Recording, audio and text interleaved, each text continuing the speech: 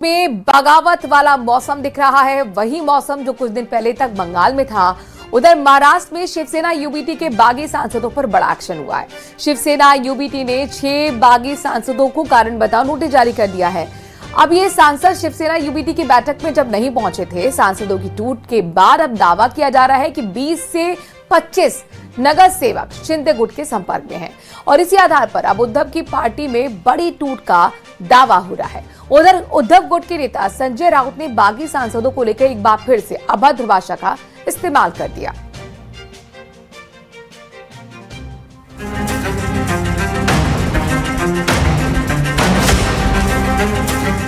मौसम मानसून का है, लेकिन बयार बगावत की चल रही है।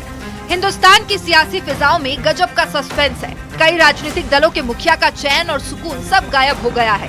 पहले बंगाल में भागम भाग मची और अब महाराष्ट्र में ऑपरेशन टाइगर। महाराष्ट्र में शिवसेना यूबीटी के बागी सांसदों पर बड़ा एक्शन हुआ। शिवसेना यूबीटी ने 6 बागी सांसदों को कारण बताओ नोटिस जारी किया है। ये सांसद शिवसेना उद्धव ठाकरे गुट की बैठक में नहीं पहुंचे थे। उधर बताया जा रहा है कि महाराष्ट्र सरकार ने 6 बागी सांसदों की सुरक्षा बढ़ाने के निर्देश दिए हैं। दावा किया जा रहा है कि 20 से 25 नगर सेवक शिंदे गुट के संपर्क में हैं। बीएमसी और यूबीटी के 65 नगर सेवक हैं। उद्धव की पार्टी में बड़ी टूट का दावा किया जा रहा है। उबाटा पार्टी ने जो व्हिप जारी किया है उसका कोई महत्व नहीं है, क्योंकि ये व्हिप सिर्फ हाउस के अंदर का कामकाज के लिए है और वोटिंग में व्हिप दी जा सकती है।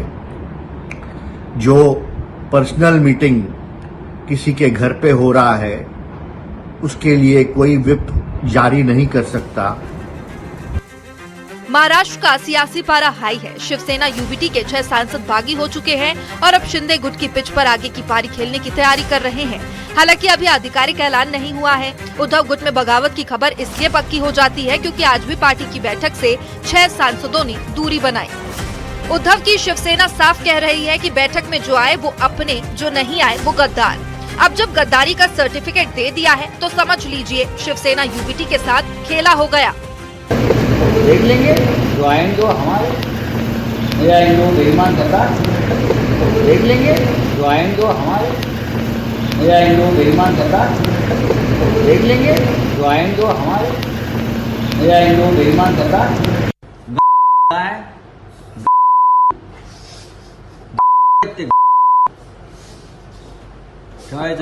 आंदोलन ते शब्द काढायचा नाही। एक डरपोक हिम्मत असलं या ना मतदारसंघात। भागम भाग की शुरुआत दिल्ली से हुई, फिर बंगाल और अब महाराष्ट्र। पहले केजरीवाल के आपके 7 सांसद टूटे, फिर टीएमसी के 58 विधायक, 22 सांसद बागी हो गए। महाराष्ट्र के उद्धव ठाकरे भी अपने सांसदों को सेफ नहीं रख पाए और इनकी हालत देख उत्तर प्रदेश के समाजवादी पार्टी भी टेंशन में आ गई है। Bureau report, news 18।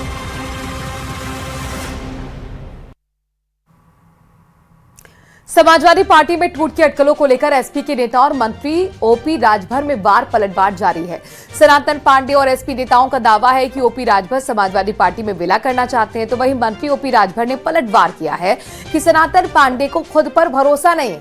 इससे पहले डिप्टी सीएम केशव प्रसाद मौर्य ने करीब 25 एसपी सांसदों के पाला बदलने की बात कही थी, तो वहीं अखिलेश ने भी पलटवार कर दिया। रिपोर्ट देखिए।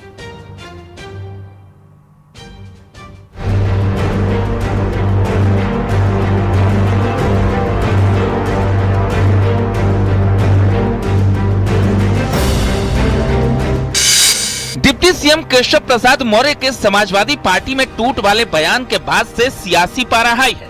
मंत्री ओपी राजभर लगातार दावा कर रहे हैं कि खनन घोटाले में नाम आने के बाद से अखिलेश गिरफ्तारी से बचने की कोशिश में लगे हैं। एसपी महासचिव रामगोपाल यादव ने अमित शाह को चिट्ठी दी है, जिसमें उन सांसदों के नाम हैं जो पाला बदलने को तैयार हैं। लोकसभा सत्र के दौरान या उससे पहले कई एसपी सांसद पाला बदल सकते हैं।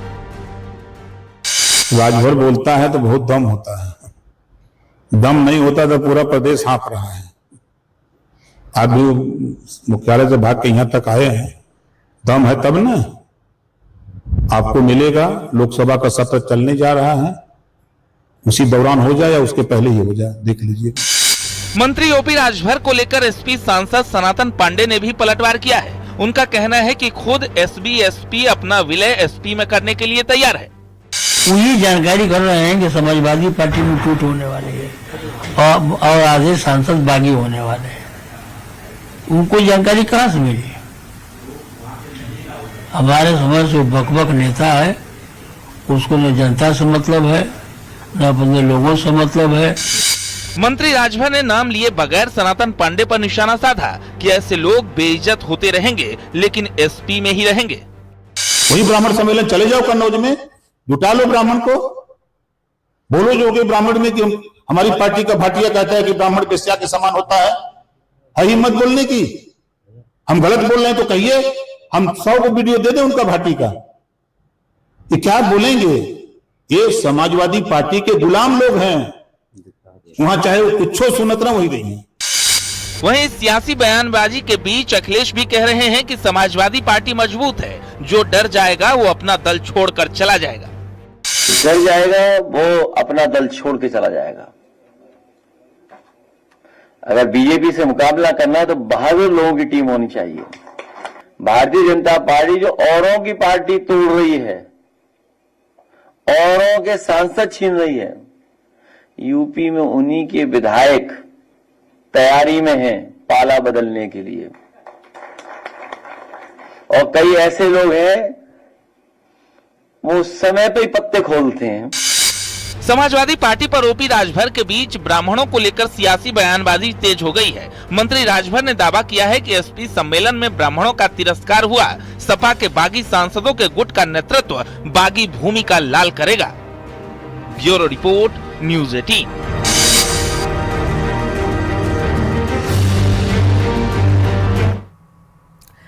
यूपी का बहराइच जिला इस वक्त राजनीति का केंद्र बना हुआ है। वजह एक नहीं कई हैं। सुहेल देव और सैयद सालार गाजी की दरगाह को लेकर चर्चाओं का बाजार गर्म है। इधर एआईएमआईएम प्रमुख असदुद्दीन ओवैसी ने बहराइच के मटियारी विधानसभा से 2027 विधानसभा चुनाव का बिगुल फूंक दिया है। अभी ये एसपी के पास है, इसीलिए सीट से ओवैसी के बिगुल फूंकने के अलग मायने हैं। ये रिपोर्ट दिखाते हैं आपको।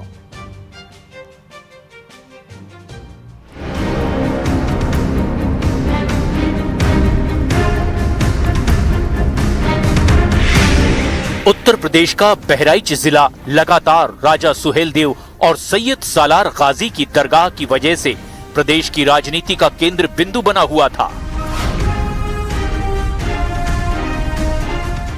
क्या होता था? बहराइच की चर्चा हुई, महाराज सुहेलदेव के नाम पर कोई आयोजन नहीं, आयोजन वहां पर आक्रांता सालार मसूद के नाम पर होता था। दिल्ली की सल्तनत खत्म हो गई, सालार गाजी की दरगाह है, मुगलिया खत्म हो गए, अंग्रेज खत्म हो गए, सब हुक्मरान खत्म हो गए, रहेगा ही जगह ये। औलिया अल्लाह का आस्थान है, आबाद रहते हमेशा। नेता अपनी अपनी राजनीतिक पिच पर लगातार बैटिंग कर रहे हैं, लेकिन बहराइच की जनता क्या सोचती है महाराजा सुहेलदेव और सालार गाजी के बारे में? असल में क्या है बहराइच की जनता के मुद्दे? बहराइच जिले के लोगों के मुद्दों को जानने के लिए न्यूज़ 18 इंडिया की टीम पहुंची बहराइच और यहां के लोगों से बातचीत की। बहराइच जिले की बात करें तो यहां अल्पसंख्यक समाज का प्रभाव है। यहां 35% अल्पसंख्यक समाज की आबादी है।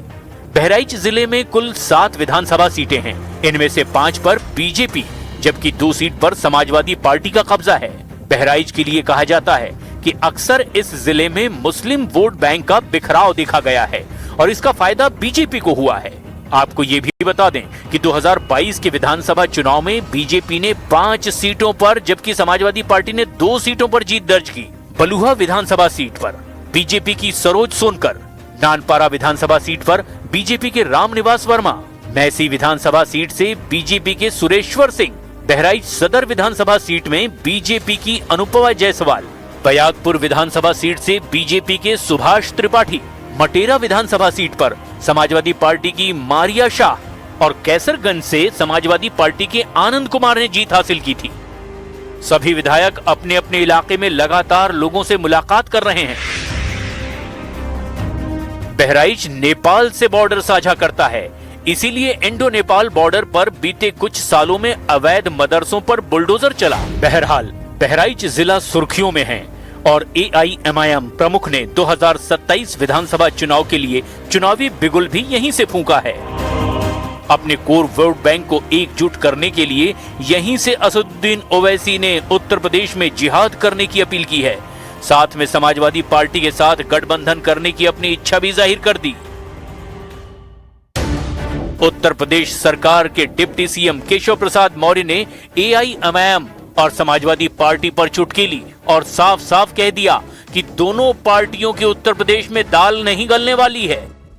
टीएमसी का तो यही हश्र होना था जो हुआ है, और समाजवादी पार्टी का यही हश्र होने वाला है 2027 में। वैसे कुछ दिनों पहले AIMIM के प्रदेश अध्यक्ष शौकत अली ने राजा सुहेलदेव को काल्पनिक बता दिया, तो योगी सरकार के कैबिनेट मंत्री अनिल राजभर ने सैयद सालार मसूद गाजी की दरगाह में बनी बावड़ी को सूरज कुंड बता दिया और ASI सर्वे की मांग तक की। इन बयानों पर बहुत विवाद हुआ। इन सब मुद्दों पर हमने बहराइच किसान कॉलेज के इतिहास के प्रोफेसर से बातचीत की। साथ में राजा सुहेलदेव मंदिर के पुजारी और दरगाह के खादिम से भी बात की। सबके अपने अपने दावे हैं। अब सवाल ये उठता है कि क्या इन सभी मुद्दों का बहराइच की जनता से कोई सरोकार है? इसको लेकर हमने शहर के लोगों से बातचीत की। बेरोजगारी सबसे बड़ा मुद्दा है शहर में। कोई रोजगार नहीं है, लोगों को पलायन होता है यहाँ से। कोई बड़ी फैक्ट्री नहीं है, कोई काम नहीं, लोगों के हाथ में रोजगार नहीं है। पढ़ाई का बहुत अच्छा साधन नहीं है। बताए हैं यही सारे मुद्दे होंगे, पढ़ाई का, स्कूल का, रोजगार का और मजदूरों का, यही सारे मुद्दे हैं। अब बताइए, इतने खराब रास्ताएं हैं ये, इसमें वो ढुलकते पुलकते वो जा रहे हैं बेचारे। किसी का बच्चा गिर जाता, किसी की गठरी गिर जाती है। कितने लोग परेशान हैं यहाँ के। समाजवादी पार्टी की यहाँ पे जब सरकार थी sir, medical college, trauma centre, road base, जितनी व्यवस्थाएं सपा सरकार ने दी थी, आज वो व्यवस्था कुछ नहीं है। बच्चों का मुद्दा है और रोजगार का मुद्दा है। प्रशासन के या रोजगार लगाने में बहुत ज्यादा दिक्कतें हैं। हम लोग जैसे काम करते हैं, दुकान है, जीएसटी का, हर चीज का बहुत ज्यादा सुखद परेशानी है मुद्दे। राजा सुहेलदेव के स्मारक पर हिंदू और मुसलमान हर कोई पहुंच रहा है। यहाँ का मुद्दा राजा सुहेलदेव और सैयद सालार मसूद गाजी के इतिहास के अलावा अच्छी सड़कें, अस्पताल और शिक्षा भी है। यहाँ के लोगों से बात करके ये तो जाहिर हो गया कि राजा सुहेलदेव स्मारक का लुत्फ हर समाज के लोग उठा रहे हैं। बहराइच के स्थानीय लोगों और महिलाओं से जब मेरी बातचीत हुई तो ये उन्होंने जरूर कहा कि सैयद सालार मसूद गाजी और राजा सुहेलदेव का मुद्दा आगामी विधानसभा चुनाव 2027 में रहने वाला है, लेकिन इसके अलावा भी जो स्थानीय मुद्दे हैं, जैसे अच्छे